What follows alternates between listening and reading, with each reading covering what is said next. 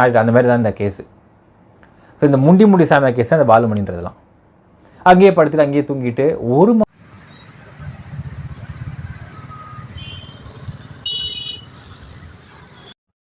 வணக்கம், நான் உங்கள் புயல் சிங்காரவேலு பாலுமணி. மாற்றுத்திறனாளிகள் நல ஆணையரகம் எதிரே அமர்ந்துள்ளேன்.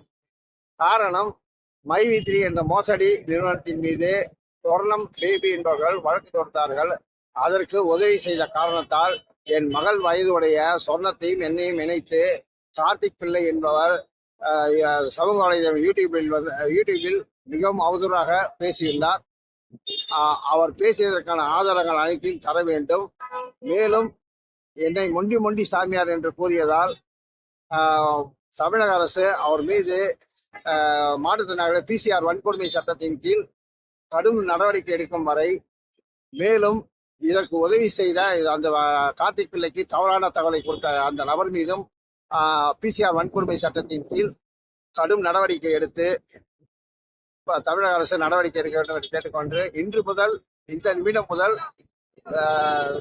சோறோ அதாவது உணவு நீர் எதுவும் அருந்தாமல் யாருக்கும் இடையூறு செய்யாமல் அமைதியாக உட்கார்ந்து இந்த போராட்டத்தை தனி ஒரு ஆளாக ஆரம்பிக்கிறேன்.